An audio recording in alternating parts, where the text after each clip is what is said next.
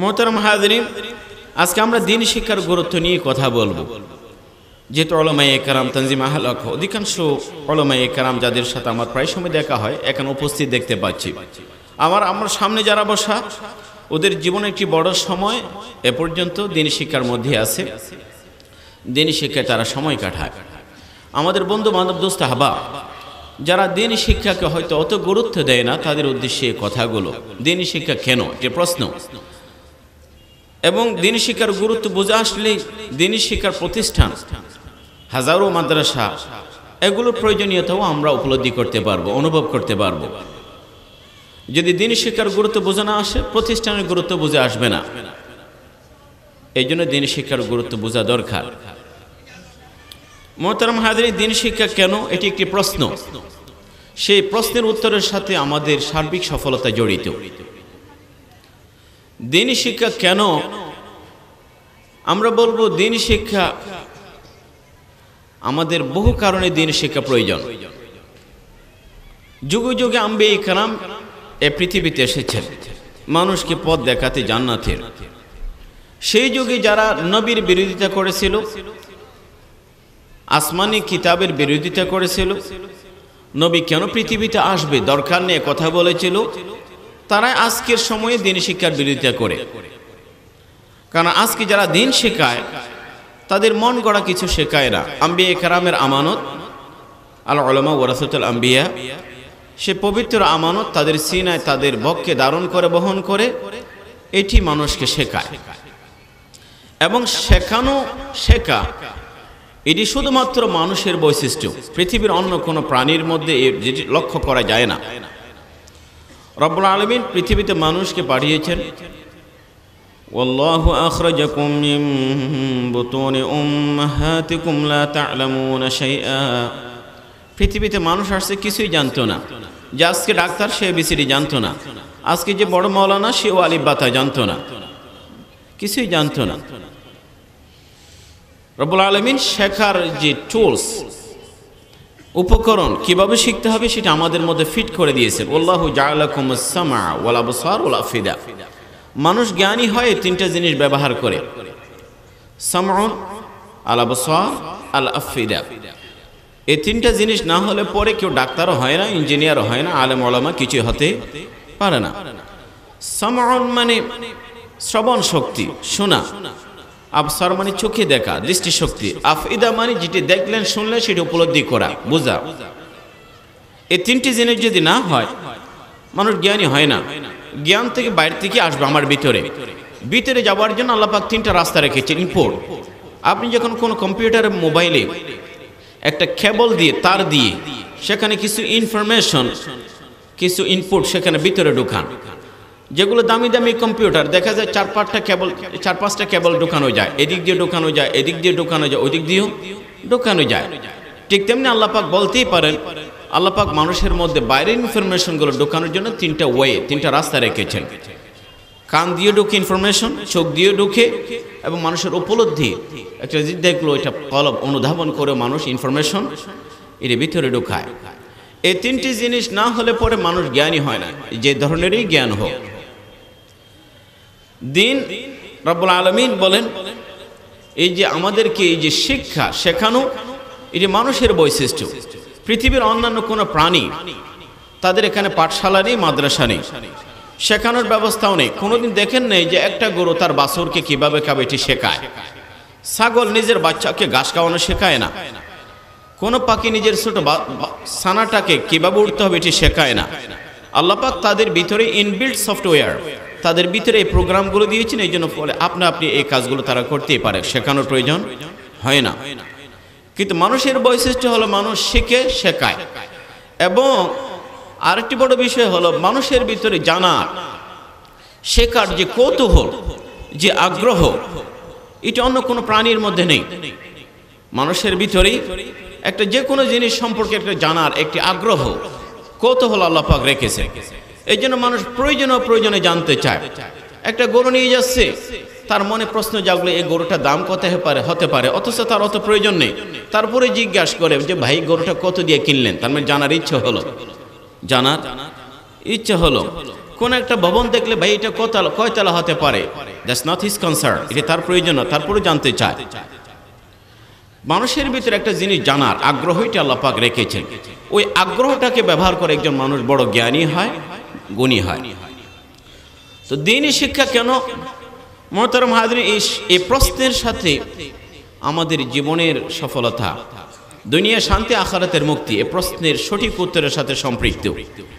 যদি আমি এই প্রশ্নের উত্তর খুঁজে না পাই, ব্যর্থতা এই পৃথিবীতে, ব্যর্থতা আখিরাতেও।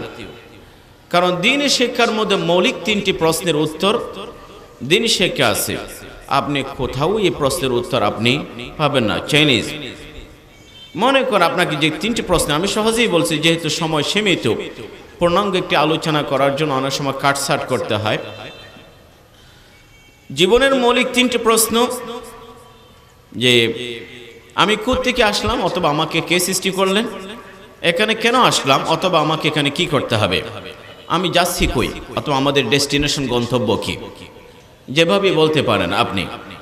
এই 3টি প্রশ্নের মৌলিক প্রশ্নের উত্তর শুধুমাত্র দ্বীনি শিক্ষা আছে। পৃথিবীর অন্যান্য জাগতিক শিক্ষাতে আপনি এটার প্রপার আনসার বা উত্তর পাবেন না।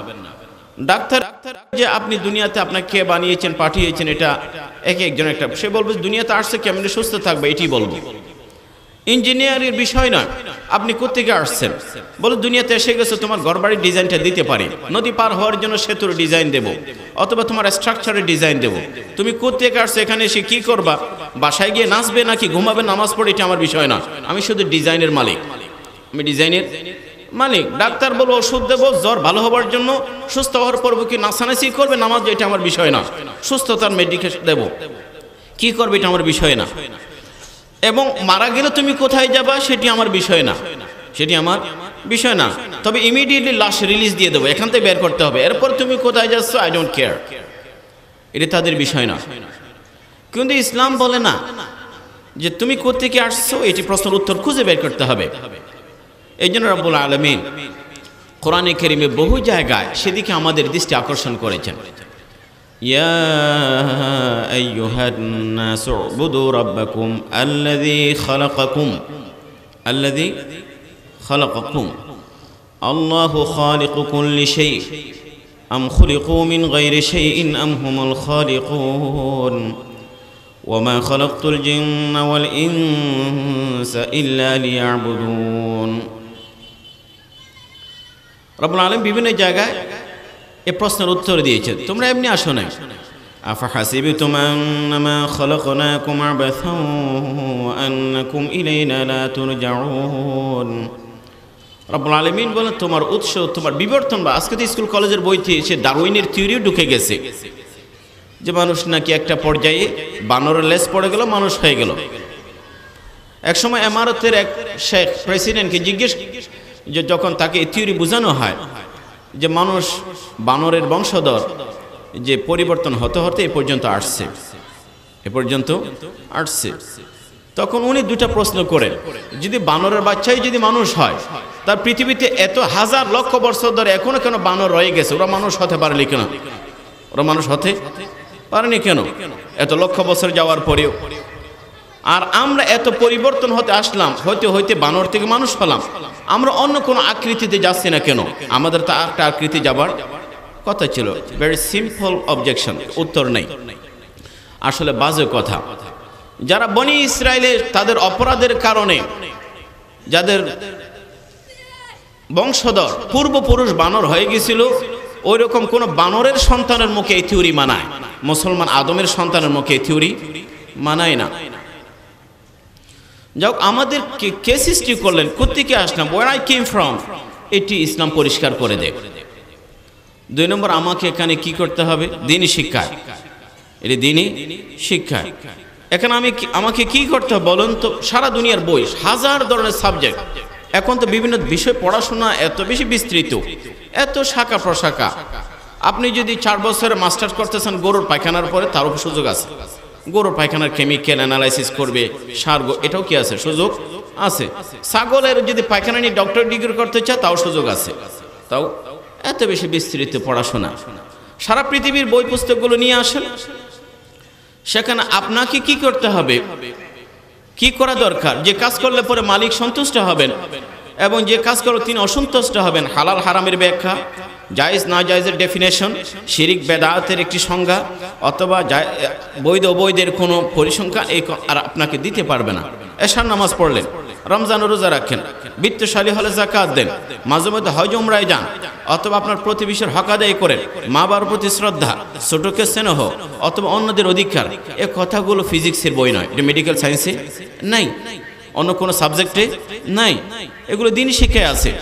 কাজেই সারা পৃথিবীর বই পুস্তক বের করে আপনার কি করণীয়, আপনাকে কি করা দরকার, এটা আপনি ওখানে খুঁজে পাবেন না, উত্তর নেই, ওরা বলবে না এটা। হ্যাঁ, খাওয়া দাওয়ার কথা বলবে, এনজয় ইউর লাইফ বলবে।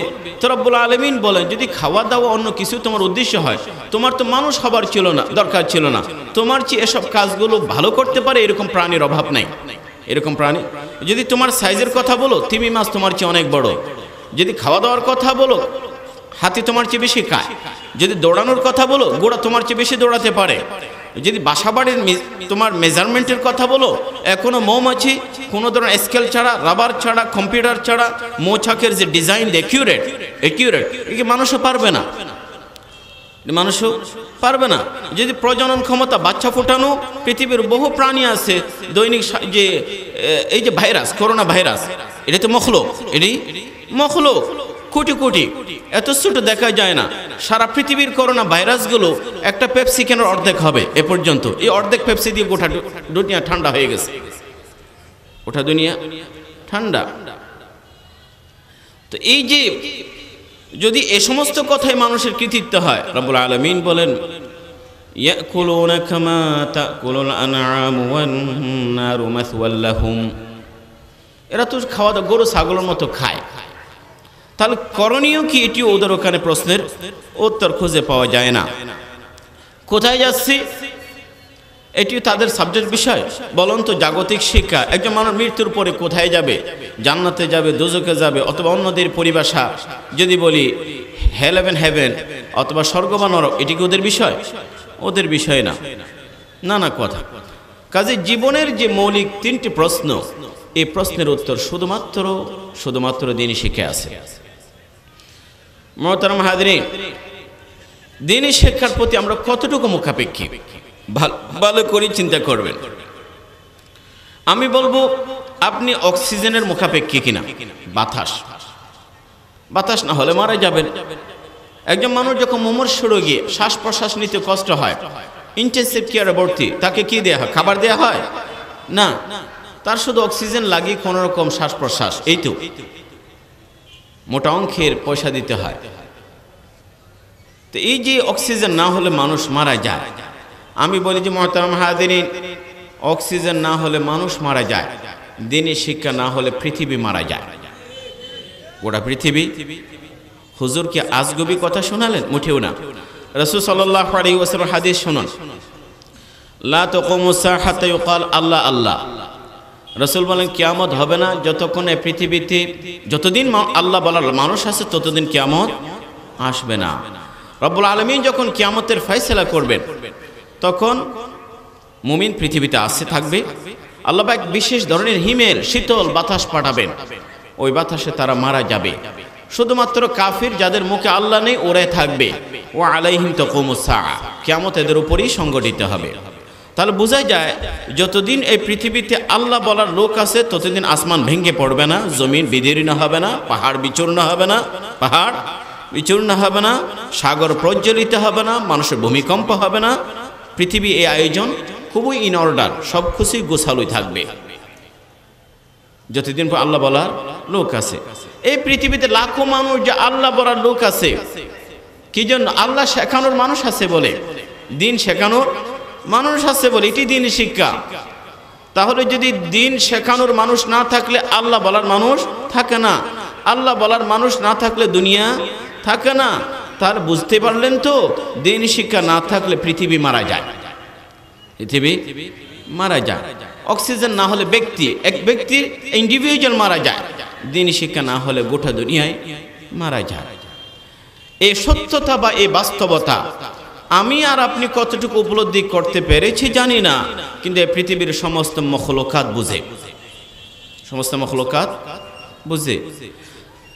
সরকার দু আলম সাল্লাল্লাহু আলাইহি ওয়াসাল্লাম ইরশাদ করেন, যারা দিন শিখে শেখায়, দিন ইলমের সাথে যারা ব্যস্ত, তাদের জন্য সাগরের মাছ দোয়া করে। হাদিস আছে তো, হ্যাঁ, জঙ্গলের প্রাণী দোয়া করে, হাদিস আছে কিনা? গর্তের পিঁপড়াও দোয়া করে, হাদিস আছে। ওরা তো কোন বলেন যে আমরা সারা পৃথিবীর ডাক্তারদের জন্য দোয়া করি, রাজনীতিবিদদের জন্য দোয়া করি, ব্যবসায়ীদের জন্য দোয়া করি, কৃষকদের জন্য দোয়া করি, এরকম কথা তো হাদিসে নাই। যারা দ্বীনি তালিম, দিন শেখায়, তাদের জন্য দোয়া, এটা রাসূলের কথা। আর আল্লাহর নবী কি আন্দাজ অনুমানে কথা বলেন? রাসূল কি জীবনে এরকম কোনো কথা বলেছেন যে একটা ভুল তথ্য দিয়েছেন পরদিন প্রত্যাহার করে নিয়েছেন? এরকম কোনো বক্তব্য দেন? ওমা ইয়ানতিকু আনিল হাওয়া ইন হুয়া ইল্লা ওয়াহয়ুন ইউহা। কেন দোয়া করে? দোয়া করে এই দৃষ্টিকোণ থেকে, সাগরের মাছ উপলব্ধি করে আমি মহাসাগরে স্বাধীনভাবে ঘুরে বেড়াই, বিচরণ করি, সাগর আছে বলে। সাগর আছে, দুনিয়া আছে বলে। দুনিয়া না থাকলে সাগর থাকে না, আমি মাছ থাকি না। দুনিয়া আছে কেন? দুনিয়া আছে আল্লাহ বলার মানুষ আছে বলে। আর আল্লাহ বলার মানুষ আছে কেন? আল্লাহ শেখানোর মানুষ আছে বলে। কাজে আমি মাছ, কোটি মাছ, যাদের কারণে পৃথিবী টিকে আছে, আমি আমার অস্তিত্বের জন্য তাদের কাছে ঋণী। আমি আমার অস্তিত্বের জন্য, তা আমার অস্তিত্ব আমি যার কাছে যে ঋণী, যে না হলে আমি থাকি না, দোয়া তার জন্য, না হলে কার জন্য হবে? জঙ্গলের প্রাণীর একই কথা, যে দুনিয়া না থাকলে জঙ্গল থাকে না, প্রাণীও থাকে না। কাজে আমার অস্তিত্বের জন্য, ফর মাই ওন এক্সিস্টেন্স, আমি যার কাছে ঋণী তার জন্য দোয়া করতে হবে। গর্তের পিঁপড়ার একই কথা। তো যে গর্তের ছোট পিঁপড়া বুঝতে পারলো, জঙ্গলের প্রাণী বুঝতে পারলো, সাগরের মাছ বুঝতে পারলো, আপনি মানুষ হয়ে, মুসলমানের সন্তান হয়ে আপনি আপনার বুঝতে দেরি হলো কেন, বা বুঝতে ব্যর্থ হচ্ছেন কেন? মুহতারাম হাজিরিন, দ্বীনি শিক্ষা এটা পৃথিবীর সবচেয়ে দামি জিনিস। আসলে আমাদের সমস্যা অন্য জায়গায়, কি জানেন? আমাদের সমস্যা হলো দুনিয়া বুঝি, দুনিয়ার গুরুত্ব আমাদের সামনে একেবারে আয়নার মতো হাজির। দিন অত গুরুত্ব নয়, কাজে দিন শিক্ষার গুরুত্ব নাই। দুনিয়া যেহেতু গুরুত্বপূর্ণ, এই জন্য দুনিয়ার শিক্ষাও গুরুত্বপূর্ণ। দিন যেহেতু আমার কাছে অত গুরুত্বপূর্ণ হয়ে ওঠেনি, এই জন্য দিন শিক্ষা আমার কাছে অত বেশি গুরুত্বপূর্ণ নয়। দুনিয়া কেন গুরুত্বপূর্ণ? দুটি কারণে। কয়টি কারণে? দুটি কারণে। একটা হলো দুনিয়া নগদ, ইমিডিয়েটলি, এটা বাকি পেমেন্ট করা হয় না, নগদ। ডাক্তার হও, ইন্টারভিউ করবে, জব পেয়ে গেছো, প্রতিদিন 100 রোগী, 200 রোগী, 200 রোগী। আমি তো বারবার বলি, বাংলাদেশে তো পৃথিবীর সবচেয়ে ভালো ডাক্তার কোথায় বসবাস করে? কোন দেশে জানেন? হ্যাঁ, বাংলাদেশে। কারণ এত কম সময়ে রোগ বোঝার ইতিহাস পৃথিবীর অন্য কোনো জাতির নেই। 47 সেকেন্ড, 47। অন্যান্য দেশে 13 মিনিট ডাক্তারের সময় লাগে রোগ বুঝতে, কোনো কোনো দেশে 20 মিনিট লাগে। আমাদের দেশে 47 সেকেন্ডে রোগ অ্যাভারেজ। আবার এই দেশে যে চিকিৎসা ব্যবস্থা পৃথিবীর কোথাও নাই, কারণ এই দেশে মানুষ মারা যাওয়ার পরও 2 দিন চিকিৎসা দেওয়া হয়, তো এটা অন্য দেশে নাই। তো এই যে মুহতারাম হাজিরিন, আসলে দুঃখের সাথে কথাগুলো বলতে হচ্ছে, দুঃখজনক। তো যা হোক, দ্বীনি ইলমের আমরা গুরুত্ব বোঝাতে আসছি। আসলে কাউকে ছোট করা, তার ছিলকের প্রত্যেকেই, এগুলো শুরুতেই তো বলা আছে ফরজে কেফায়া, ফরজে কেফায়া। দ্বীনি শিক্ষার গুরুত্ব নিয়ে আমি বোঝাতে চেয়েছি যে দিন আমাদের কাছে গুরুত্বপূর্ণ নয়, এই জন্য দ্বীনি শিক্ষা গুরুত্বপূর্ণ না। দুনিয়া গুরুত্বপূর্ণ দুটি কারণে, তার মধ্যে প্রথম কারণ হলো নগদ। এটি হলো নগদ। ডাক্তার হলে রোগী, ইঞ্জিনিয়ার হলে চেম্বার, অথবা এই যে বিসিএস ক্যাডার পাস, জব পেয়ে গেছে যদি আনুকূল্য থাকে, অথবা অথবা এই ধরনের নগদ। আরেকটা কারণ হলো দুনিয়া গুরুত্বপূর্ণ, সেটি দেখা যায়, সেটি দৃশ্যমান, সেটি দেখা যায়। অমুকের ছেলে ডাক্তার, অমুকের ছেলে ইঞ্জিনিয়ার, ও বিদেশে, ও মেরিন, ও ক্যাপ্টেন, ও অমুক, ও পাইলট, সবই চোখে দেখা যায়, নগদ এবং চোখে দেখা যায়, এটার পিছনে দৌড়ায়। আখিরাত প্রথম সমস্যা বাকি, প্রথম সমস্যা বাকি। নামাজ পড়লে সওয়াব হবে, সওয়াব দেখ, এটা আখিরাতে। রোজা সওয়াব হবে আখিরাতে। পয়সা দেন, মাদ্রাসা আজকে দেন, কিন্তু পেমেন্ট আখিরাতে, পেমেন্ট বাকি, সব বাকি, সব বাকি তো বাকি। আবার তাও চোখে দেখা যায়। জিন্দেগিতে সব দেখছেন, হ্যাঁ, আনসিন দেখা যায়। আল্লাহও দেখে নাই, জান্নাতও দেখে নাই, সওয়াবও দেখে নাই। যেহেতু বাকি তাও চোখে দেখা যায় না, এই জন্য দিন অত গুরুত্বপূর্ণ হয়ে ওঠেনি। এই জন্য আমাদের রব্বুল আলামিন বলেন কোরআনে কারীমে, আসলে যারা বাকি কি পছন্দ করেছে, মানুষ হচ্ছে তুহিব্বুনাল আজিলা, নগদ পছন্দ করো, ওয়া তাযারুনাল আখিরা, বাকিটা তোমাদের অত পছন্দ হয় না। এখানে মুমিনের সফলতা, এখানে মুমিনের সফলতা। এই জন্য রব্বুল আলামিন কত চমৎকারভাবে চেয়েছেন, যেহেতু তোমরা বাকিতেই পেমেন্ট করা হবে। আমি যদি তোমাদেরকে বলি আমাকে 1 কোটি টাকা দাও, হয়তো দেবে না। রব্বুল আলামিন বলেন তোমরা একটু কর্জ দাও, ইন তুকরিদুল্লাহ কারদান হাসানা, কর্জ চেয়েছেন। কি চেয়েছেন? কর্জ, আল্লাহর রাস্তায়। তো এই জন্য আমরা দিন, যেহেতু দিন শিক্ষা এটার রেজাল্ট বাকি চোখে দেখা যায় না, দিন শিক্ষার গুরুত্ব আমাদের কাছে নেই। দুনিয়া ভোগ করা যায়, চোখে দেখা যায়, দৃশ্যমান, এটি ইমিডিয়েট রেজাল্ট পাওয়া যায়, এটির গুরুত্ব আমাদের অনেক বেশি। এ কারণে medical college, BUET, suit, CGS, Presidency অথবা অন্যান্য স্কুলগুলো দামি ব্র্যান্ডের, হার্ভার্ড, অক্সফোর্ড, অমুক শাখা প্রশাখা, বড় লোকদের ছেলে পেলে মোটা অঙ্কের টিউশন ফি অথবা মোটা অঙ্কের অ্যাডমিশন ফি, নানা ভর্তি যুদ্ধ, দামি গাড়ির দীর্ঘ বহর, কেন? যে রেজাল্ট পাবে 10-20 বছর, এরপর রেজাল্ট। আখিরাতে তো ওইটা নেই। মুহতারাম হাজিরিন, দিন শিক্ষা দরকার, কারণ অনেক দিক দিয়ে বলা যায়। শুধু এটি প্রথম আপনাদেরকে বোঝাতে চাইব, জাহান্নামের পথে 24 ঘন্টায় আমাদেরকে ডাকা হচ্ছে। কোন পথে ডাকা হয় কিনা? টেলিভিশনের নাটক, সিনেমার কোনো ডায়লগ, অশ্লীল কোনো উপন্যাস, পত্রিকার কোনো উপসম্পাদকীয়, অথবা ফেসবুকের কোনো স্ট্যাটাস, ওয়েবসাইটের কোনো আবর্জনা, গানের কনসার্টের কোনো উচ্ছৃঙ্খল নাচ, মদের বা পানশালার কোনো উচ্ছৃঙ্খল আপত্তিকর বিষয়গুলো, শয়তান, শয়তানের দূষররা, মানব শয়তান তাদের সহযোগীরা 24 ঘন্টায় 24 আওয়ার্স এ ডে জাহান্নামের পথে ডাকে, জাহান্নামের পথে ডাকে। যদি 24 ঘন্টায় আকাশ পথে, স্থল পথে আপনার বেডরুমই হানা দেয়, সেখানে তো তাবলীগ জামাতের গাছ তো যেতে পারে না। যেতে পারে? দরজায় নাই, আসে পরে আসেন, চলে গেছে। কিন্তু টেলিভিশনে তো অনুমতি নিতে হয় না, অনুমতি নিতে হয়, ওটা তো ভিতরেই ঢুকে গেছে। 24 ঘন্টায় যদি জাহান্নামের পথে ডাকবার আয়োজন হয়, জান্নাতের পথে ডাকবার মানুষের দরকার নেই? আছে। জান্নাতের পথে ডাকা হয়, সে ব্যবস্থাপনার নাম, সেই যোগ্যতার নাম দ্বীনি ইলম। সে ব্যবস্থাপনার যোগ্যতার নাম হলো দ্বীনি ইলম। পৃথিবীতে এখন আবু জাহাল নাই, কিন্তু আবু জাহালের চেতনার মানুষ আছে। আবু লাহাব নাই, আবু লাহাবের মানসিকতার মানুষ আছে। কারুন নেই, কারুনি মানসিকতার ব্যবসায়ী কম নয়। ফেরাউন নেই, ফেরাউনের মতো স্বৈরাচারী শাসকরাও পৃথিবীতে আছে, কম নেই।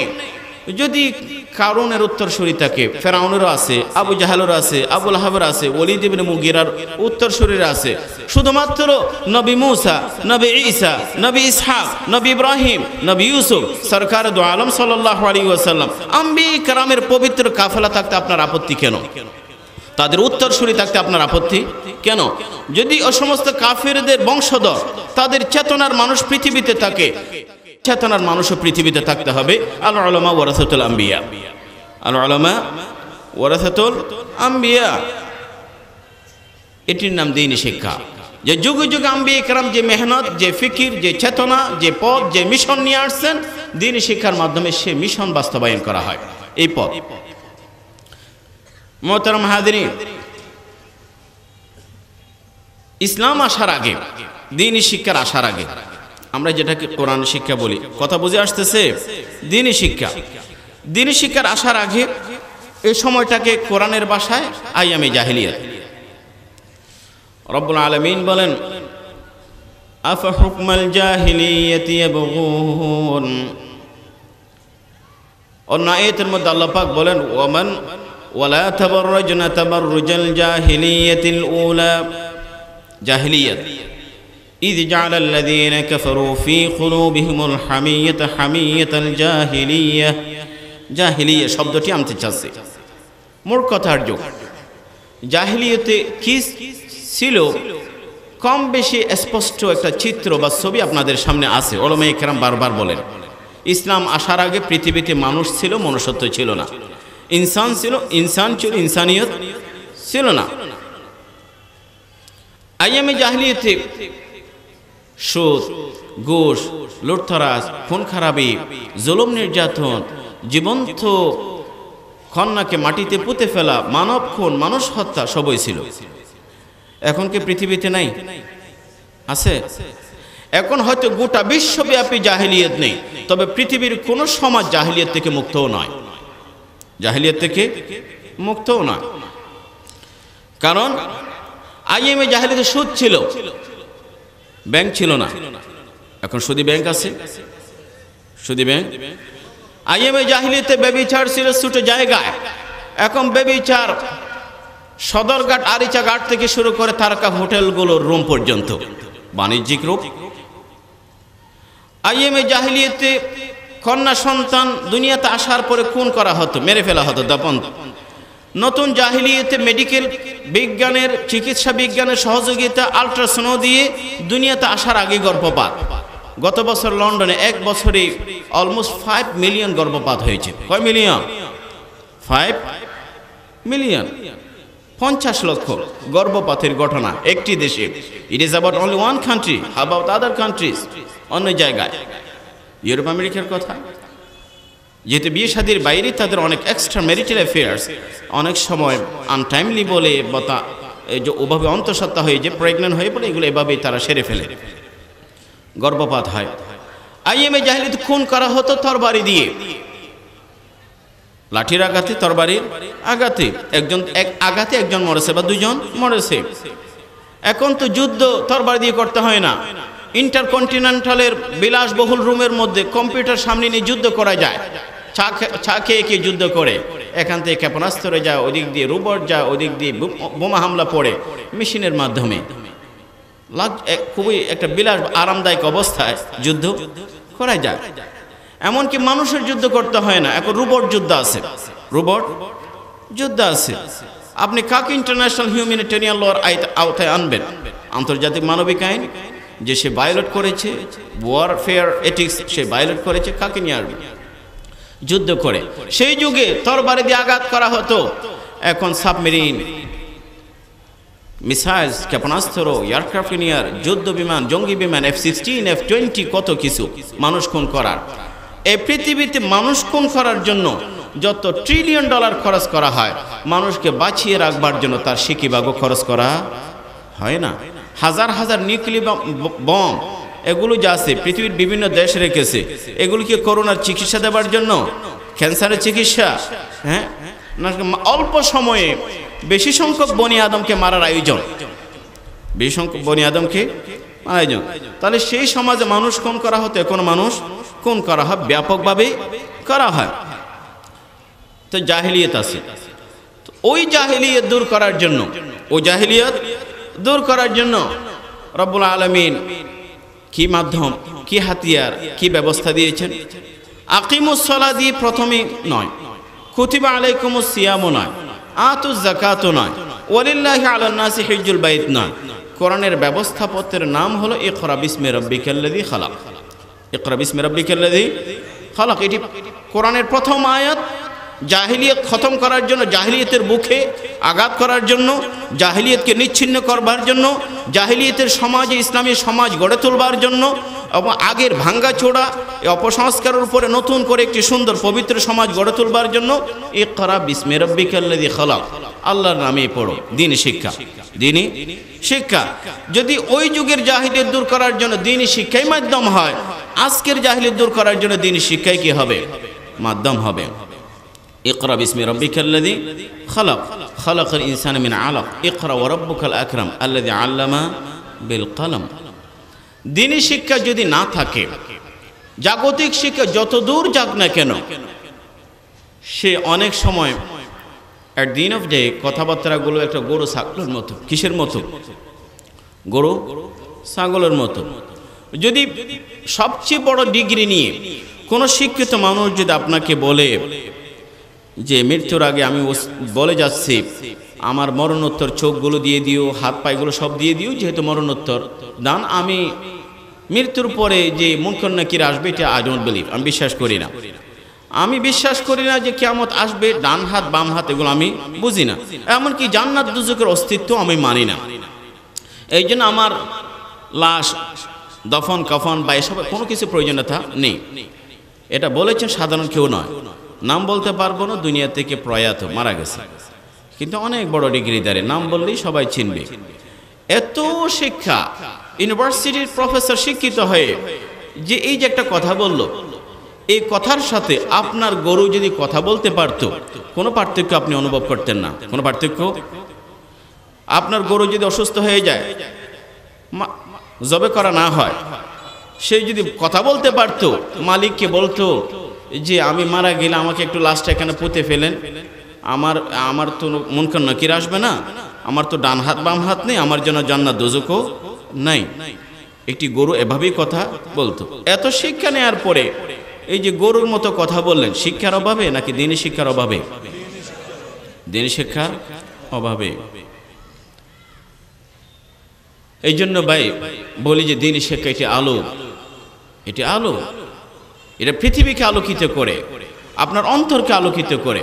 আমাদেরকে অনেক সময় খুব হেয় করে বলে, হুজুর দ্বীনি শিক্ষা কইয়ে কইয়ে আপনি মুখে ফেনা তুললেন, খই ফুটালেন। হ্যাঁ, মানুষ তো অনেক দূর গেছে। কোথায় গেছে? আমি বলি কোথায় গেছে? বলছে আজকে জাগতিক শিক্ষা বলে না, স্কুল কলেজের আমাদের বন্ধুরা বলছে আপনারা ওই আগের জায়গায় ফ্লোরে বসে এগুলো বলতে থাকবেন, মানুষ বিমানে চড়ে মঙ্গল গ্রহে যাবে। কোথায় যাবে? চাঁদের দেশে মঙ্গল। কবি ইকবাল অনেক আগে তাদের কথার জবাব দিয়েছে। कभी इकबाल बना ढूंढने वाले सितारों की गुजरगाहों का अपने अफकार की दुनिया में सफर कर न सका, जिसने इल्म हिकमत की खामो पीछ में उलझा ऐसा आज तक फैसला ये नफ़अ दरर कर न सका, जिसने सूरज की शुआओं को गिरफ्तार किया जिंदगी की शब तारिक सहर कर न सका।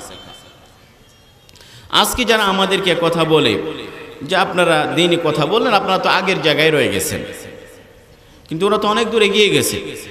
তা আমি বললাম যে ভাই অবাক হলেন কেন? ওরা যদি মঙ্গল গ্রহে নয়, আরো যদি বেশি দূরেও যেতে পারে, আরো দূরেও যেতে পারে, অবাক হবেন না। এই পৃথিবী, এই যে জায়গায় 700 কোটি বনি আদম বসবাস করে, আপনার কাছে অনেক বড়, আপনার কাছে অনেক বড়। এখন বিভিন্ন গ্রহের এরকম সন্ধান পাওয়া গেছে যে গ্রহ থেকে পৃথিবীর ছবি উঠালে একটা চিনির লবণের দানার সমান দেখা যায়, লবণের দানার সমান। সূর্য তো পৃথিবীর চেয়ে 13.5 লক্ষ গুণ বড়, 13.5 লক্ষ গুণ বড়। সূর্যকে গিলে খেতে পারবে। আর রব্বুল আলামিন কত গ্রহ গ্যালাক্সি নেবুলা সৃষ্টি করেছেন। তো মানুষ যায়, আরেক গ্রহে গেল, আরেক গ্রহে গেল, কোথায় গেছে? কিছু মখলুক আরেক মখলুকের কাছে গেছে, এই তো। তা আমরা বলি যে মখলুকের কাছে গেলে অবাক হন। আমরা যে দ্বীনি শিক্ষার কথা বলি, দ্বীনি শিক্ষার মাধ্যমে মখলুকের কাছে নেওয়ার জন্য দ্বীন শেখায় না, আমরা মখলুককে খালেকের কাছে নেওয়ার জন্য দ্বীনি শিক্ষার কথা বলি। খালেকের কাছে, স্রষ্টার কাছে। আওয়ার ডেস্টিনেশন, আমাদের গন্তব্য অনেক দূরে। গন্তব্য আমরা কি দ্বীন শিক্ষা কিছু মানুষকে আরেক মানুষের সাথে নেওয়ার জন্য? মোটেও না। জমিনওয়ালাকে আসমানওয়ালার সাথে মেলানো, বান্দাকে মালিকের সাথে পরিচয় করে দেবার জন্য, গুনাহের ময়লা আবর্জনায় অপবিত্র তাকে ধুয়ে মুছে পরিষ্কার করে আরশে আজিমের কাছে নেওয়ার জন্য, জান্নাতের যোগ্য উত্তরসূরি করবার জন্য। দুনিয়ার সীমিত হায়াত, ই'লামু আন্নামাল হায়াতুদ দুনিয়া লাইব ওয়া লাহু ওয়া যিনা ওয়া তাফাখুরুন বাইনাকুম ওয়া তাকাসুরুন ফিল আমওয়ালি ওয়াল আওলাদ কামাসাল গায়থ আ'জাবাল কুফার নাবাতু। এরপরে কি? তুমা হিজু ফাতারাহু মুসফাররা সুম্মা ইয়াকুনু হুতামা। এরপরে ওয়া ফিল আখিরাতি আযাবুন শাদীদ ওয়া মাগফিরাতুম মিনাল্লাহি ওয়া রিদওয়ান ওয়া মাল হায়াতুদ দুনিয়া ইল্লা মাতাউল গুরুর। 4টি। আখিরাতে জান্নাতের কথা বাদ দেন, কিয়ামত দিবসে যা আপনাকে দাঁড়িয়ে থাকতে হবে অ্যাটলিস্ট 50,000 ইয়ার্স, 50,000 বছর, 50,000 বছর। যদি এই পৃথিবীর আপনার 60-70 বছরের হায়াতটাকে 50,000 বছরের সাথে কম্পেয়ার করেন, বড়জোর পৃথিবীতে আপনি 2.5 মিনিট ছিলেন। কয় মিনিট ছিলেন? 2.5 মিনিট ছিলেন। এই 2.5 মিনিটের জন্য যত মারামারি, 2.5 মিনিটের জন্য। এটি জান্নাত দুজকের কথা না। জান্নাত দুজকের যাবার আগে যে ওয়েটিং লাউঞ্জে যে অপেক্ষা করবেন, ওই অপেক্ষার সময়টা আখিরাতের সাথে তুলনাই হয় না জান্নাত। তো মুহতারাম হাজির, এই জন্য বললাম আমাদের গন্তব্য অনেক বেশি দূরে। দিন শিক্ষার গুরুত্ব এই জায়গা থেকেই বুঝবেন। দিন শিক্ষা, কবি ইকবাল বলেন, এই জন্য আজকে যারা চাঁদ সূর্যের কক্ষপথ খুঁজে বের করলো, আমাদেরকে বলে না সূর্য এতদিন এভাবেই ঘুরে, চাঁদ এভাবেই ঘুরে, ওটি এভাবে ঘুরে। ভালো কথা, চমৎকার, ভালো কথা। অনেক কিছুর গুণাগুণ বের করেছে। শুরুতেই বলেছে মানুষ কত জায়গায় গবেষণা করে, কি তুমি যে চাঁদ কোন পথে চললে এটি বলে দিতে পারলে, সূর্য কোন পথে চললে এটি বলে দিতে পারলে, তবে তোমার জীবনের গাড়ি কোন পথে চলবে সেটি তো তুমি বলতে পারো না। তুমি কোন পথে চলবে? তুমি অহংকার করো আমি পাখির চেয়ে দ্রুত উঠতে পারি, তুমি অহংকার করো আমি মাছের চেয়ে দ্রুত সাঁতার কাটতে পারি, কিন্তু তোমার লজ্জা হয় না যে পৃথিবীতে মানুষের মতো চলতে শিখো নাই? মানুষের মতো চলতে শিখো নাই। এখনো নিজের লাভ ক্ষতির ফয়সালাটা তারা করতে পারেনি। কবি ইকবাল বলেন, যারা সূর্যের আলোকে বন্দী করে, সৌর বিদ্যুৎ মানে কি? দিনের সূর্যের আলো থেকে রাত্রির অন্ধকারটাকে আলোকিত করে। এই তো কবি ইকবাল বলেন, এই জায়গা আলোকিত, শহর বন্দর গ্রাম গঞ্জ সবই আলোকিত, কিন্তু ভালো কথা তুমি সবই আলোকিত করলে, কিন্তু তোমার কলব অন্তর এটা তো সে আগের অন্ধকারেই রয়ে গেছে, এটি অন্ধকারেই রয়ে গেছে। এই জন্য দিন শিক্ষা কাজ করে কলব। রব্বুল আলামিন বলেন, فإنها لا تعمى الأبصار ولكن تعمى القلوب التي في الصدور। মানুষের আসল তো অন্ধ সেই নয় যে চোখ দিয়ে দেখে না, আসল প্রকৃত অন্ধ হলো যে কলব দিয়ে দেখে না, তার কলবের মধ্যে তালা মেরা আছে। আব্দুল্লাহ ইবনে মাকতুম চোখ দিয়ে দেখতো না, কিন্তু অন্তরের দরজা জানালা খোলা ছিল। আবু জাহেলের চশমা লাগতো না, কিন্তু কলব অন্ধকার, কলব অন্ধকার। কলবের যদি খোলা থাকে, দ্বীন ইলমের আলো দ্বারা সে আলোকিত হয়। অথবা উদাহরণ দিলে বুঝতে পারেন, সূর্যের আলো থেকে সে উপকৃত হয় যে চোখ দিয়ে দেখে। যে অন্ধ তার জন্য সূর্য ওঠা না ওঠা সমান, সে দেখে না, সূর্যের আলো থেকে উপকৃত হয় না। আমরা বলি ঠিক, যার কলবের মধ্যে অন্তর্দৃষ্টি, কলব দিয়ে দেখে, সে দ্বীন ইলম দিয়ে আলোকিত হয়, দ্বীন ইলম দ্বারা উপকৃত হয়। যার কলবের মধ্যে অন্ধত্ব আছে, দেখে না, সে কখনো দ্বীন ইলম দ্বারা উপকৃত হয় না। দ্বীন ইলম অত্যন্ত বড় দৌলত, দামি দৌলত। এটি দৌলত বলেই তো জিবরিল আলাইহিস সালাম, উলামায়ে কেরাম বলে, অন্তত পক্ষে 23,000 বার এসেছেন। মোহতারাম হাজরিন, আমরা শুরুতেই বলেছিলাম জাগতিক শিক্ষাকে শুরু করতে আসেন ফরজে কিফায়া। নিয়ত যদি সহি হয়, সওয়াব কি হবে? সওয়াব আপনার ছেলে ডাক্তার হোক, ভালো কথা, দেশে সেবা দেবে, ইঞ্জিনিয়ার, সব দরকার আমাদের। আমরা তো এখনো ব্যর্থতায় আছি, কারণ বাংলাদেশ হলো 50 বছর, এখন আমাদের সামান্য রোগের জন্য সিঙ্গাপুর ব্যাংকক দৌড়াতে হয়। কোনো দেশের যদি দায়িত্বশীল ব্যক্তিরা বাইরের চিকিৎসার জন্য যায়, মানে হলো এই দেশের চিকিৎসা ব্যবস্থা পর্যাপ্ত নয়, পর্যাপ্ত নয়, বোঝা যায়। আর কিন্তু এদেশে কোনো মানুষ শরীয়তের মাসালা জানবার জন্য বাইরে ফ্লাইটে টিকিট কেটে গেছে, আছে, প্রমাণ আছে, তাহলে তো আমরা সফল। অন্ততপক্ষে আমরা জাতিকে আটকে রাখিনি, বাইরে দৌড়াতে হয়নি। ওরা রাষ্ট্রের 1000 কোটি টাকা খরচ করে এখন এদেশের মানুষকে বাইরে যেতে দৌড়াদৌড়ি করতে বাধ্য করেছে, আর আমরা রাষ্ট্রীয় কোষাগার থেকে 1 পয়সাও নেই না, জনগণের সাহায্যেই চলে, দোয়া দেয়, কিন্তু এই দেশের মানুষকে বাইরে দৌড়াতে হয় না ইমিডিয়েটলি। আর মানুষও তো এরকম, হুজুরের কাছে মাসালা জিজ্ঞেস করে সংকোচ বোধ করে না, মাঝ রাতও ফোন করে, কিন্তু একটা ডাক্তারকে কল দেবার আগে 3 বার চিন্তা করে ডাক্তার বিরক্ত হয় কিনা। হ্যাঁ, হুজুর তো সস্তা, হুজুর মুয়াজ্জিনও সস্তা। আমি দুঃখের সাথে বলি, এই সমাজ গায়ককে যে দাম দেয়, আলেম ওলামা মুয়াজ্জিনকে সেভাবে দাম দেয় না, কেউ স্বীকার করতে পারবে না। এটা যদি কোনো গায়ক, বড় মাপের কোনো গায়ক এই জায়গায় আসে, যে আয়োজক, কোঅর্ডিনেটর, সমন্বয়কারী, কত মিনিট গাইবেন স্যার, কত মিনিট গাইবেন? 5 মিনিট হলে 5 মিনিটের পেমেন্ট, 10 মিনিট হলে, তার মানে এভরি সেকেন্ড কাউন্টস। গায়কের প্রতি মিনিটের দাম আছে, প্রতি মিনিটের। মুয়াজ্জিন রাখতে চাইলে মাসে কত দিতে হবে? মাসে মাসে নাকি মিনিট? মুয়াজ্জিনের সময়টা মাস হিসাবেই বিবেচনা করা হয়, সমাজ ওভাবেই দেখে। আর গায়কের সময়টা মিনিট হিসাবেই দেখে। সমাজ কাকে গুরুত্ব দেয়? গায়ক। তো সমাজের যদি অবস্থা হয় সমাজে, তো ছোটবেলা থেকে ক্লোজ আপ ওয়ানেই যেতে চাইবে, আজানে যেতে চাইবে না। আল্লাহ ইল্লামান রাহিমা রব্বু, ইল্লামান রাহিমা রব্বু। দ্বীনি শিক্ষা আমাদের মেরুদণ্ড সোজা রাখে। মেরুদণ্ড মানে আমি এটা বোঝাতে চাইনি, আমাদের স্বকীয়তা, আমাদের পরিচিতি, আমরা কে, এটা দ্বীনি শিক্ষা ছাড়া কখনো নিজের পরিচয় এটা রাখা যায় না। এক কবি বলেন, उसकी तकदीर में है महकूमी और मजलूमी, कौम जो न कर सकी अपनी खुदी से इंसाफ, फितरत अफराद से इगमाद भी कर लेती है लेकिन करती नहीं कभी मिल्लत के माफ। বড় দুঃখের সাথে কথাগুলো বলেছেন। যারা নিজের পরিচয় জানে না তাদের পায়ে গোলামির জিনজির শিকড় পড়ানো হয়, আর যারা নিজের পরিচয় জানে তারা মাথা উঁচু করে বুক ছেঁচিয়ে পৃথিবীতে বাঁচতে জানে। এক ব্যক্তি ভুল করলে ইতিহাস ক্ষমা করে দেয়, কোনো জাতি ভুল করবে ইতিহাস ক্ষমা করবে না। জাতীয়ভাবে যদি কি ভুল হয় এটি ক্ষমা করা হয় না। জাতীয়ভাবে নিজের পরিচয় ধারণ করার জন্য দ্বীনি আলম না হলে কোনো নিজের পরিচিতি রাখতে পারে না। কেমনে পারে না?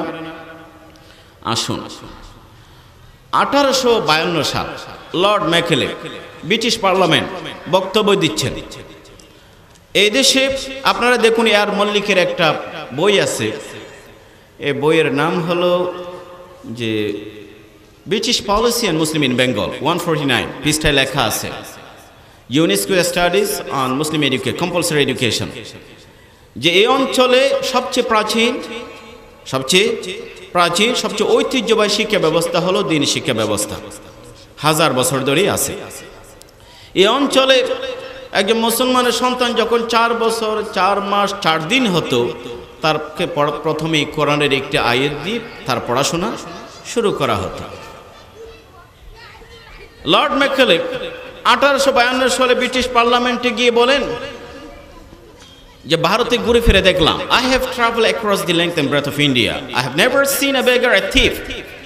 পুরো দেশ চষে দেখলাম, চোর দেখলাম না, ভিখারি দেখলাম না, বড় চরিত্রবান মানুষগুলো দেখলাম, মেধাবী মানুষ, প্রতিভাবান মানুষ। এদেরকে কোনোদিন পরাজিত করা যাবে না যদি না আমরা তাদের মেরুদণ্ড ভেঙে দিই। মেরুদণ্ড ভেঙে দিতে, মেরুদণ্ড কি? হার কালচারাল আইডেন্টিটিস, হার রিলিজিয়াস এডুকেশন, তার দ্বীনি শিক্ষা যদি ওই জায়গায় আমরা রিপ্লেস করতে পারি, আমাদের শিক্ষা ব্যবস্থা দিতে পারি, যখন ইন্ডিয়ানরা কথা বুঝবে all that is English and foreign is better or greater than their own, যখন তারা বুঝবে যেটি বিদেশি হয় ইংরেজি শিক্ষা এটি ভালো, আমাদেরটা অনেক খারাপ, এটা সেকেলে, তখনই তাদের মেরুদণ্ড ভেঙে দেয়া যাবে।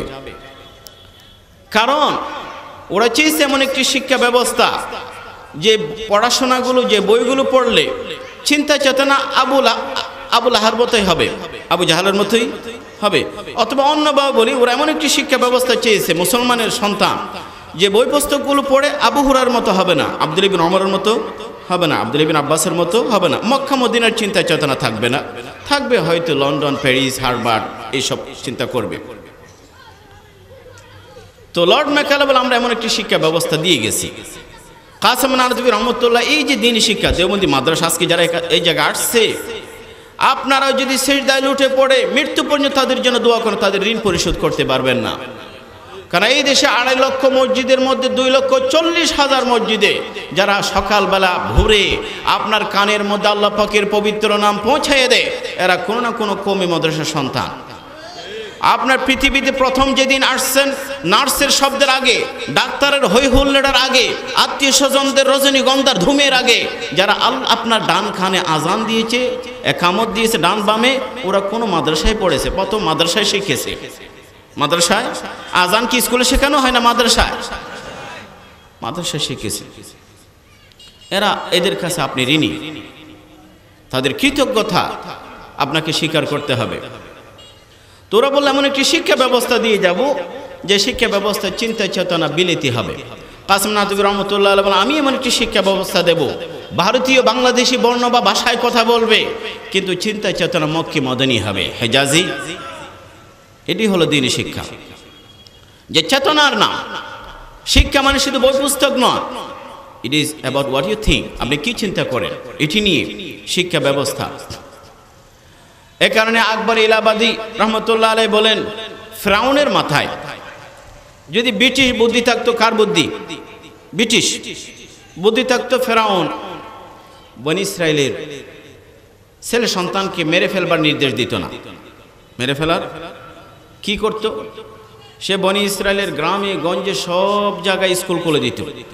সেই স্কুলের মধ্যে সিলেবাস ফিরআউন ঠিক করে দিত, ফিরআউনের লোকজন কারিকুলাম ঠিক করে দিত, এবং ওই বই পুস্তক পড়ে বনী ইসরায়েলের ছেলে কিন্তু ফিরআউনের ভোটার, ফিরআউনের সমর্থক, ফিরআউনের শিষ্য, ফিরআউনের ভক্ত। তখন মূসা আলাইহিস সালাম আসলে মূসা আলাইহিস সালাম বিরোধিতা করার জন্য ফিরআউনের দরকার হবে না, বনী ইসরায়েল লোকজনে তার বিরোধিতা করবে। এখন ইসলাম বিরোধিতা করার জন্য ওয়াশিংটন থেকে লোক আসতে হয় না, লন্ডন থেকে লোক আসতে হয় না, আমাদের এলাকার মানুষগুলোই যথেষ্ট ইসলামের বিরোধিতার জন্য, বাইরে থেকে আসতে হয় না। ওই যে চিন্তা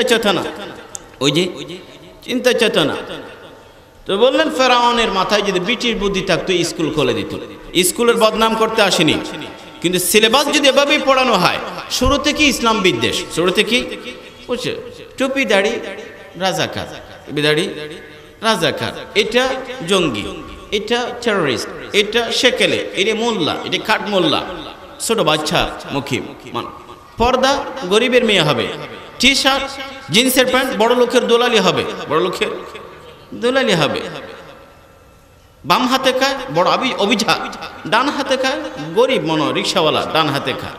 হ্যাঁ, এই যে সুন্নতের প্রতি, ইসলামের প্রতি, মূল্যবোধের প্রতি এই যে বিরোধ বিতৃষ্ণা সৃষ্টি করা হচ্ছে নানাভাবে।